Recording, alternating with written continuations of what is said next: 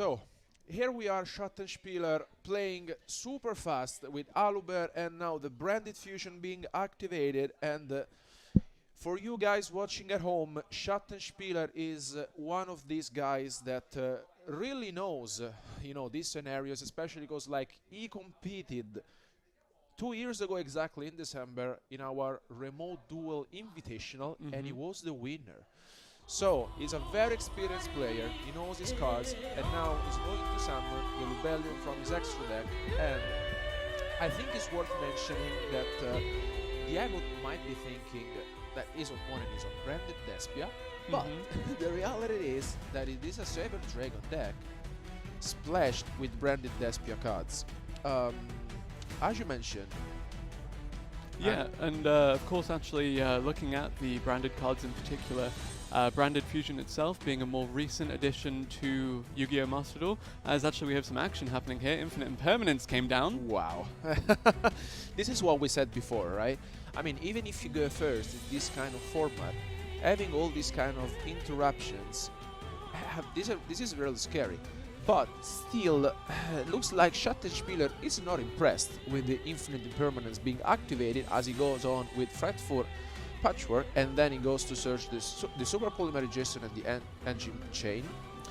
Still, we didn't have the chance to see any Cyber Dragon cards yet.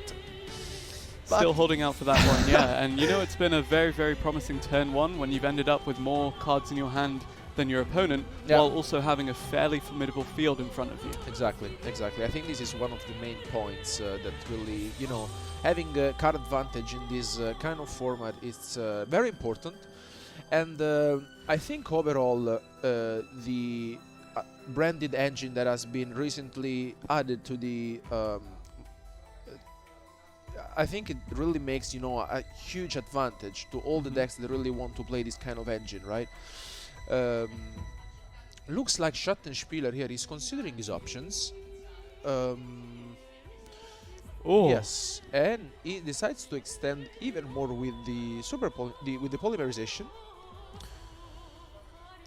Yeah, what do you think he'll be fetching with that, considering you have a lot of options in the extra deck, but Lubellion's already on the field? Yeah, I mean, what you're really looking for is the this is going to be very interesting because he makes the Masquerade, and for you guys not being familiar with the Masquerade, I think is one of these cards that is really difficult to play against, especially because for every single card you will be playing, you have to pay 600 life points. And if somehow, your opponent has the chance to put 2 on the field, you are in trouble, honestly. As you said, Ibris, I think we are already seeing what card advantage means, because having 3 monsters on the field and 5 cards in the hand, I think it's a very impressive turn 1 by Schattenspieler. Yeah, just looking at the sheer amount of presence on that field right now, you have 2 very, very big fusion monsters with some very scary effects, but here's Dino Wrestler Pankratops in an attempt to save the day. I think this is one of the most spicy cards in the deck, and he also has the Magellan. Wow, this is a very good start from Diegub, because basically the Pankratops, you can see Schattenspieler smiling indeed. I think having Pankratops turn 1 on the field is a huge advantage, honestly. And especially because he can get rid at the DLE of the Masquerade, and then if he really wants to, he can activate the effect of Pankratops to destroy most likely the Lobellion. For sure, Schattenspieler must not be happy with this situation, especially because he knows that Diegub is now on Madolche, and giving you guys a bit of information about Madolche, I think is one of these decks that it has a lot of XYZ plays. What I really like about this deck is it's also super popular in the TCG, and he has cards such as the Queen Tiramisu, the Teacher Glass Soufflé, a lot of these cards that are super powerful interactions. But here, still, Diegub really needs to be careful about his life points, because as we are saying, for each effect he's activating, he's losing life points. Yeah, looking at what Diegub's got on the field right now, however, I'm actually feeling pretty happy if I were him, because look at that. You have, as you mentioned, the Pancratops to run over. Yeah. And then if you want to tribute it to destroy something, you can. But here we go, straight into the Xyz summon, into the extra deck Madolche. Yeah. Yeah, this is what Diegub was really looking for. I think the petting scissor were very well used by Diegub, which is now going for the teacher Glass Soufflé. I think he can also consider to extend this place, because now he's going to activate the teacher, or maybe for another XYZ summon, exactly, for the Chocolat a la mode. And let's now see if really this is going to be the case for Diegub to actually go for another play, because he might be thinking before going to battle phase to extend a little bit more, because we haven't got the chance to seeing either the Madolche Chateau or the ticket being activated, which, you know, are usually the card that the Madolche is really looking for in turn 1 to shuffle back their own cards while they're sent to the graveyard. You can tell that Diegub is thinking about that, and indeed he continues, you know, losing life points for Rebellion's effect. Indeed, he almost lost, you know, half of his life points. Yeah, just looking at it, more than half of his life points now without seeing a single battle face this duel. Yeah. It's still ongoing, but obviously this is something that Diegub wants to do, as he's now having access to the Chocolat a la mode's effect. Yeah.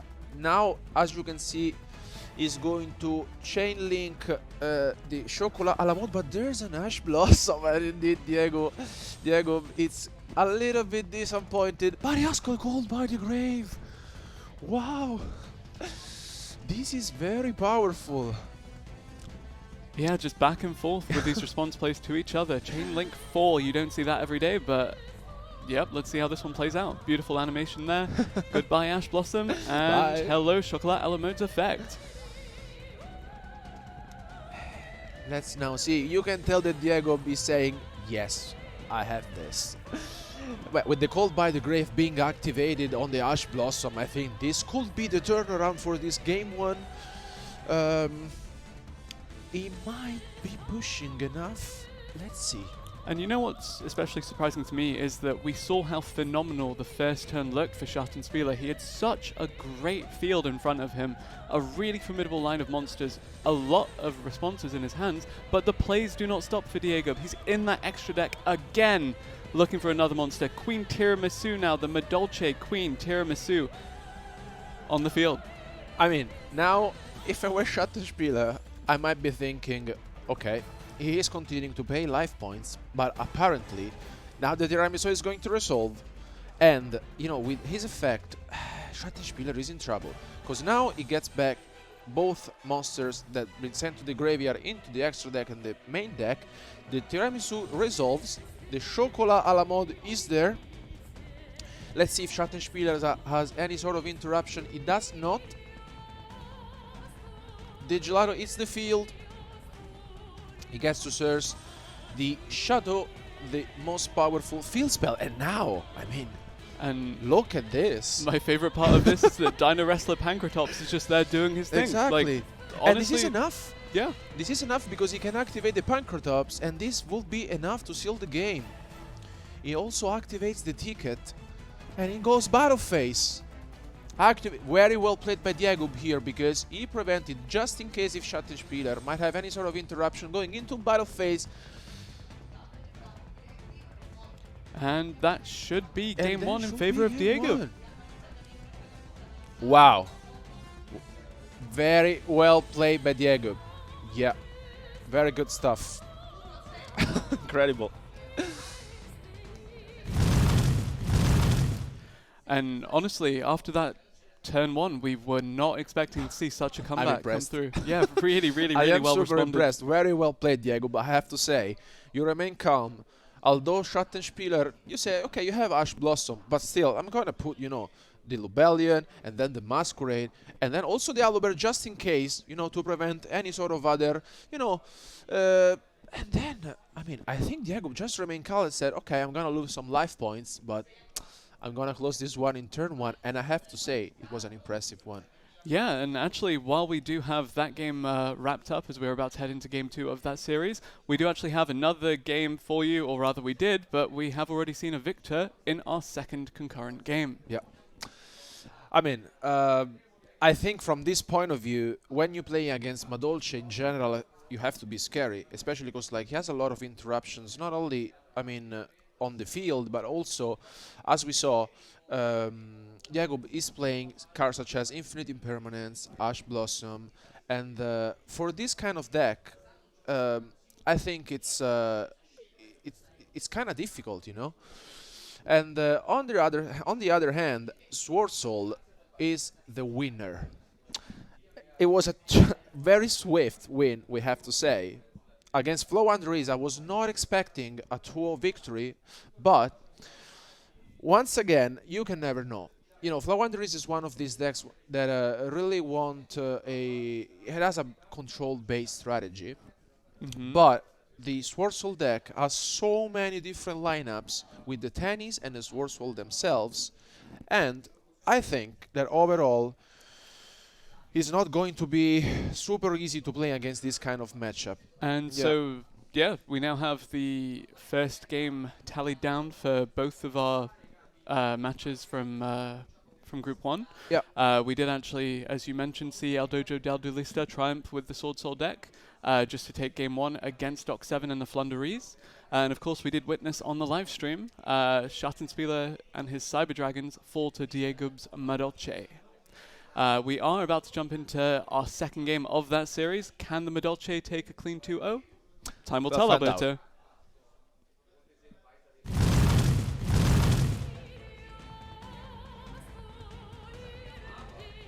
Ooh, now Diegub started things off with the Hood Cake and just threw set cards when Schattenspieler has the Lightning Storm.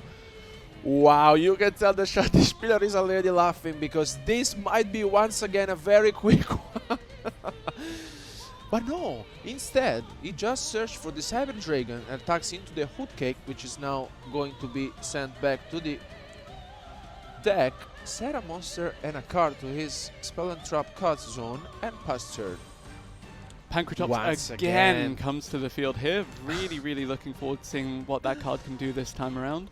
And apparently what it can do is just run straight over that Cyber Dragon. Yeah, I think this is a smart play from Diegub because it doesn't really make sense to activate the Pancratops in this situation.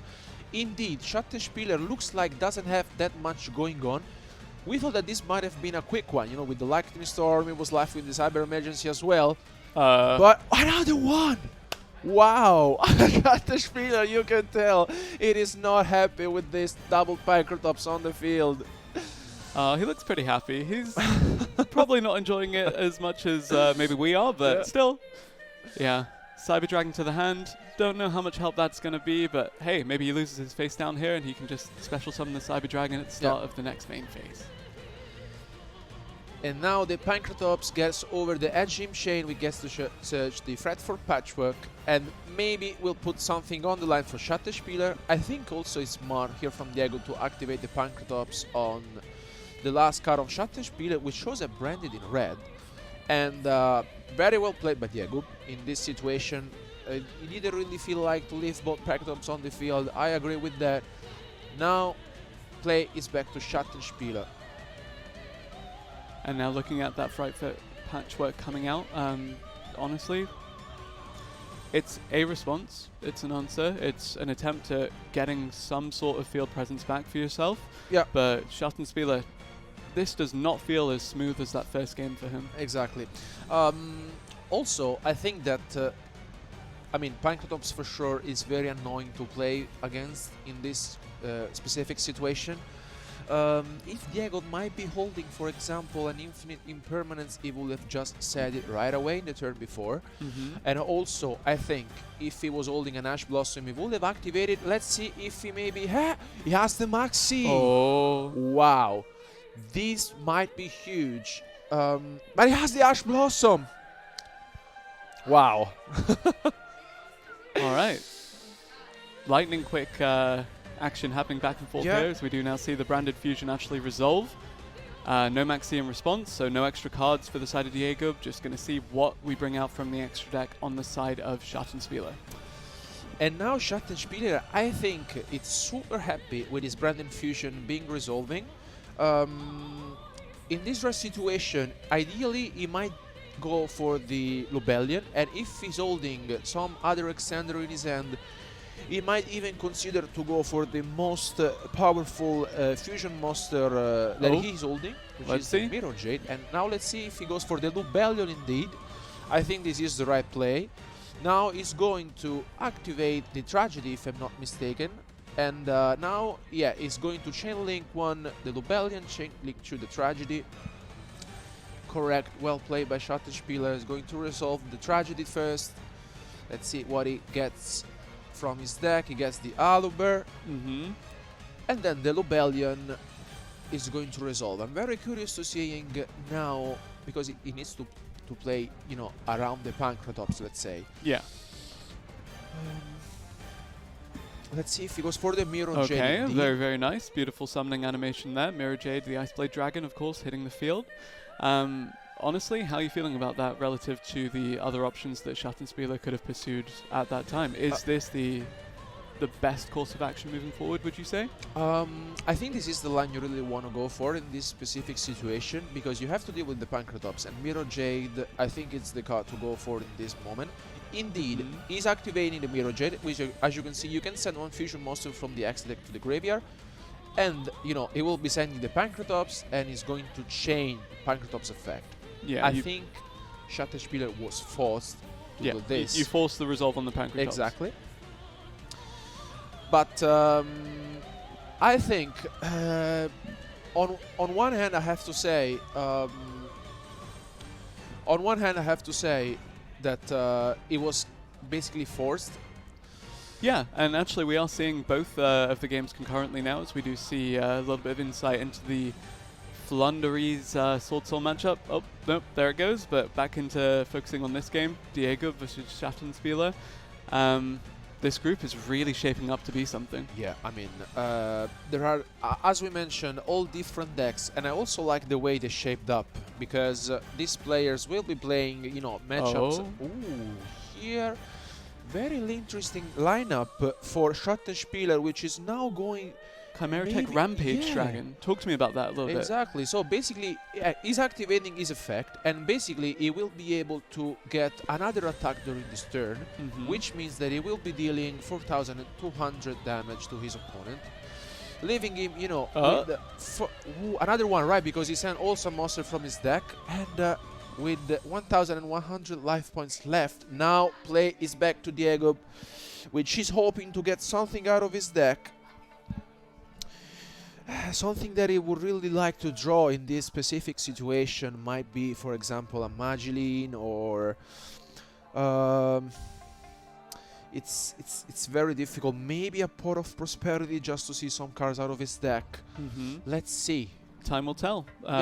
We'll see what he's drawn. Of course, Diegub does, of course, have that one game lead, so it's not the end of the world if he does not draw something that can answer this. But Schattenspieler feeling pretty good about his chances to even up the series right now, you have to think.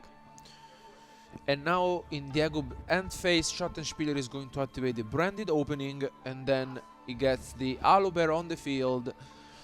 And I think without making some, you know, more actions, he could just, okay, there's the Impermanence on the Aluber. I think overall, attacking just with this Chimera Tech will be enough, but still, he wants to take advantage of the cards he has. You know, going for the Hearts. Yeah, Schattenspieler in a very, very good position to tie up this series and try to get one back. Yeah. And now we can tell that there's nothing else that Diegub could have done. He just switched Aluber into attack position to seal this game 2 that goes to Schattenspieler. Well played by him.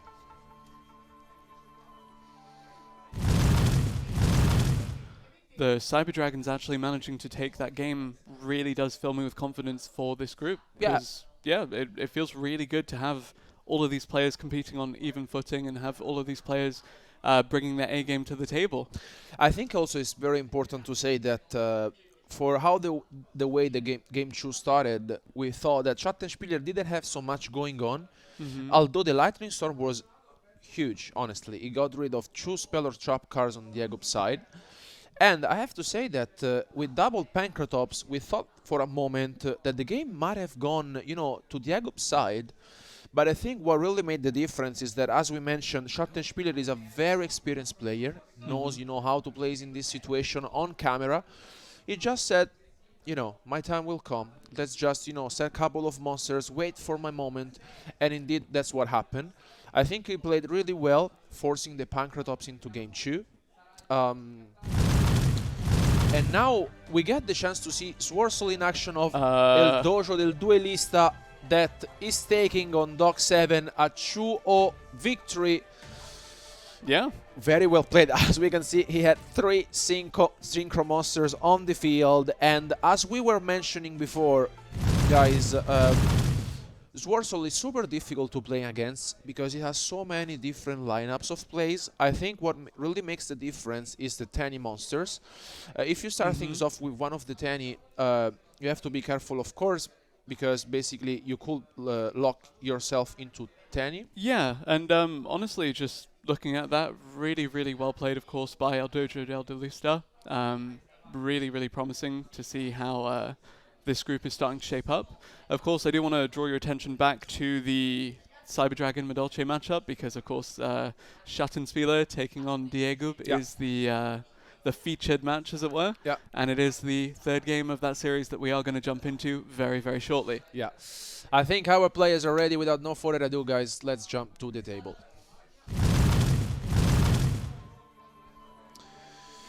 And here we are. Let's see who will go first for this game 3. And it is Diegub starting with the Petting Saucer. Very good because he gets another one on the field. And still, now we will be having the Teacher Glass Souffle being summoned. Gets to activate the effect. I think this is very good, especially because you go exactly for the Chocolat a la mode. And also the hot cake, which is very good. Yeah, in terms of kind of opening fields, that kind of game state that you're looking for here, from the side of the Madolche player, what is your kind of ideal kind of starting lineup, assuming that you aren't disrupted by any of your opponent's responses from their hand? What I really like in general about the Madolche is that basically you get the chance to having multiple options in the extra deck. You don't only have Madolche XYZ monster to rely on, but indeed, I mean, I think Diegub, just anticipated me because he also has very powerful Link summons. As we've just seen, he just summoned one of the most, cool Link monsters of Madolche, which is the Seastart. And is ending, I think, on a very, very good turn 1 with the Chateau being activated and 2 spell or trap cards. Yeah, very, very promising kind of setup there.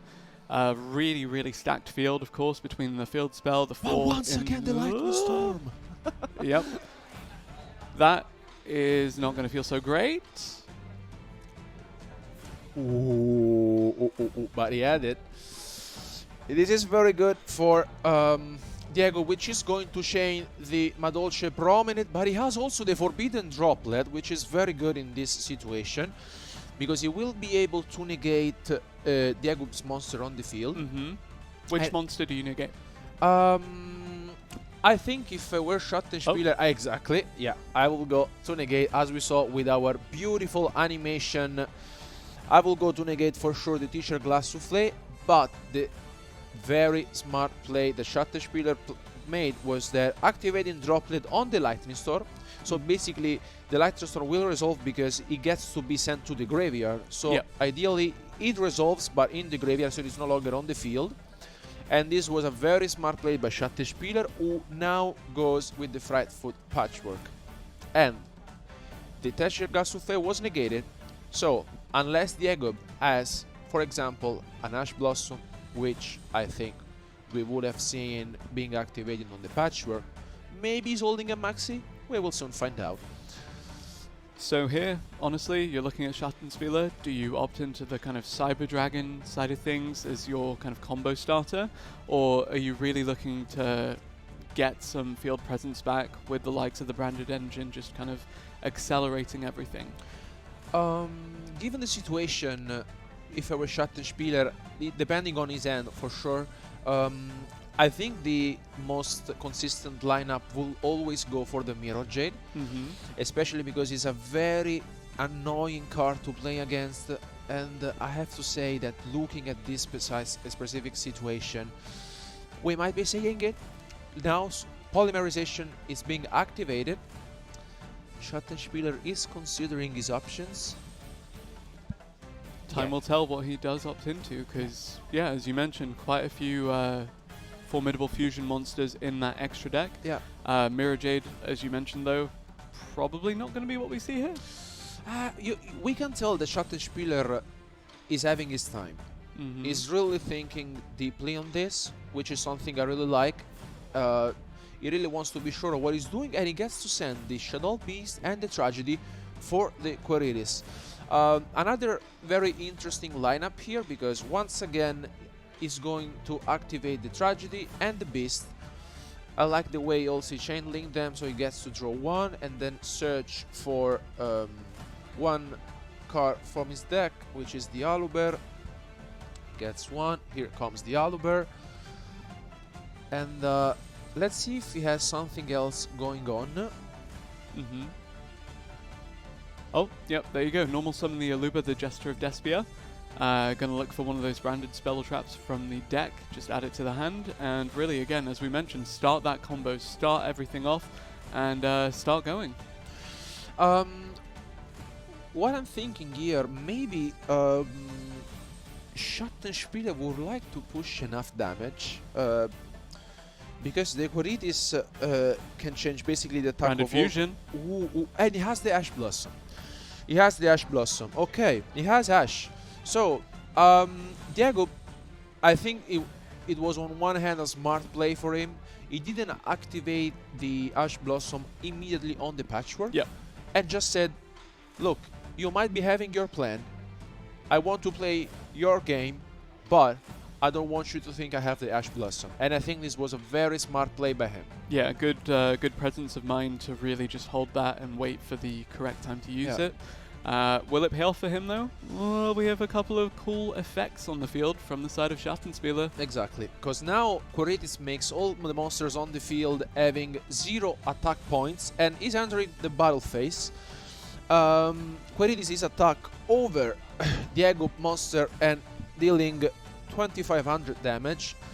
What I think is really important to mention is that Diegub is left at top deck. So, true set card for Schattenspieler. Can Diegub find something out of his deck?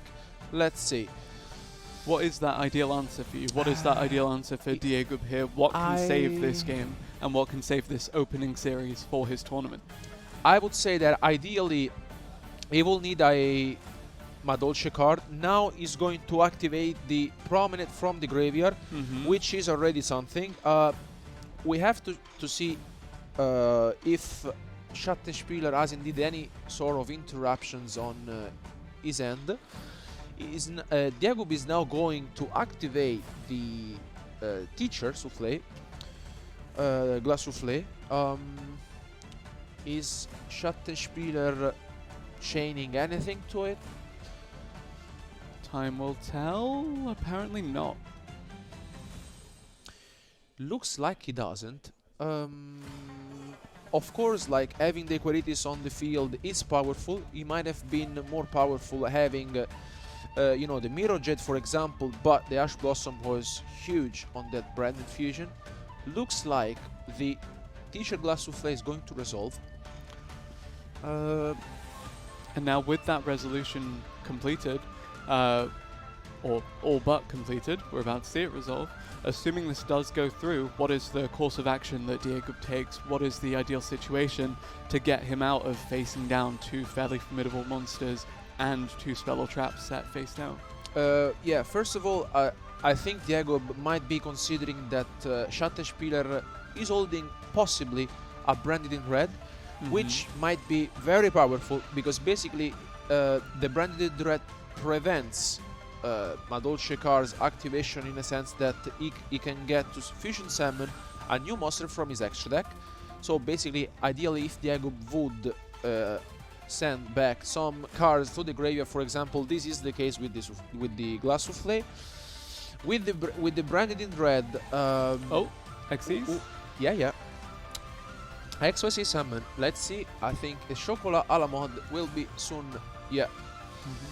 Being summoned. This is the case. I would really like to see what Diego drew for his turn, but still is playing with what he has, which is something I like because you really want to see your opponent line of play. Yeah, and we saw with that Ash Blossom how Diego can hold that last card in his hand, how he can obfuscate, you know, as long as he can.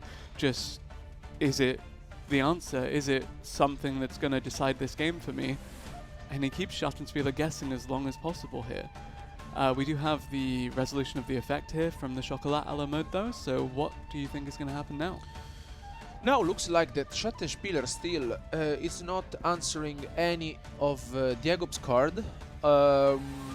He's still holding the Queriris. I think this is more than okay for the moment. It's not super scared. I think he might be concerned on what Diegub might have drawn. What he's really looking for example, might be cards such as Arpy's Feather Duster or one of his Pot of Prosperity, which might be very helpful, seeing, you know, fresh new cards. The Chocolat a la mode resolves and gets the Hot Cake on the field. Now he might go for Hot Cake if he really wants to, but to me looks like Diego is not super convinced. I think the problem here is that if Schattenspieler is holding any copy of, for example, the Branded Red, or also I think Called by the Grave might be huge, because if Footcake activates, then he might... Super Polymerization. Super Polymerization. Wow. So he discards one and he gets to fuse with any of the materials on the field, both of them of course coming from Diegub's side of the field. This should be it. Wow. And this is what we were talking about basically. Diegub, but yeah, he has Called by the Grave, but Schattenspieler, you can tell, is super satisfied. The super polymerization here was huge, as indeed we were saying. Diego was not, you know, super happy with this, but the super poly was here. And we were saying how good Diego was at kind of concealing that last card in his hand, concealing that Called by the Grave, but ultimately it was Schattenspieler who held that super polymerization face down for as long as possible, and just when it felt like Diego could find an answer, find a way back into this, flip up the super polymerization, make the Mud Dragon of the Swamp, and just seal the deal on Game 3 of our opening series for this tournament. And now Schattenspieler is just showcasing for you guys a bit of how powerful his deck is. He's activating the Branding opening. Aluber gets on the field. He goes to activate his effect. We'll search for the Branded Fusion. Indeed. And let's see if he goes straight into battle phase or will activate his Branded Fusion. That's what he does. Yep. I think, you know, just showcasing a little bit more the power of his deck, which I think, in my opinion, it's super powerful, has a lot of different plays. And Schattenspieler must be feeling a bit like he's out for revenge after losing that game one. Exactly. Yeah, this is what he was really looking for after game one. And here comes the Albion. First appearance of the tournament for Albion, the Branded Dragon. Beautiful card, beautiful summoning animation. Beautiful final blow to come. And battle phase is being declared by Schattenspieler. And this will seal the game for him. Very well played. Schattenspieler is our winner for our first future match of the weekend. So, that was certainly a series, Alberto. Very, very good stuff, I have to say, from our players. having, you know, if we have to recap a bit the match, we have to say that in game 1, Diegub played super well. He played his cards. Game 2, super fast. Then game 3, super poly. And we'll send it back over to Ed for an interview. Schattenspieler is now making his way over to the interview area, so I'm going to go quickly have a nice chat with him. Schattenspieler, grab yourself a microphone from behind you and we'll have ourselves a quick little chat. So, first of all, you're the first ever winner of a live Konami Master Duel event. How does that feel? You've won the first ever duel. Yeah? Excellent. Fun, but a little bit nervous. Sure. So let's talk a little bit about your deck. You're playing branded Cyber Dragon Yes. sort of thing. Now, how's that been? How are you finding that deck? Of course, the Cyber Dragon engine is pretty good because you can fusion summon from the extra zone with the fusion monster, and the Despia engine is good because you can send your Cyber Herds to the graveyard and a Cyber Dragon, and you can push with your monster for attack. And yes, so big bodies, big attack. It's cool. Excellent. And how were you finding the Madolche matchup? Were you worried about that when you saw that, or were you feeling pretty confident going into it? Between both, Okay. it's a difficult matchup because Madolche have a good deck. It's a good deck, and the Dino Wrestler Of course. makes me mad. Yes, but in the end, I win. It's cool. Let's just quickly go through what happened in that game, because obviously it was one apiece. You had quite an even keel going on, and then that third round, or the third game, you opened up Forbidden Droplet and Lightning Storm. And considering Yes. you were one apiece, and you got that huge field off Super Poly, that went pretty good for you, and it ended well. So were you keeping calm and confident during those? Because you can't select whether you're going first or second unless it's off the coin toss. So was that making you a bit nervous, or were you feeling pretty good about it? I think I have a good matchup when they're going first and second, so I can go both because of the Cyber Dragons. We're going second, and going first the Despia engine. So it's not important for me if so going first or second. And yes, Lightning Storm and Droplet was pretty good because I can dodge his trap, and yes. Well, congratulations. It's gone great for you. Hopefully the next matches that you have in these group stages go well for you. Thank you. Maybe we'll be seeing you in the knockout stages. But once again, congratulations. The first ever Master Duel feature match. Very, very exciting. Guys, we've got ourselves more matches coming right up. I believe our next feature match is actually available to go to now. So I will hand you over to our wonderful casters who are going to take you through the next game.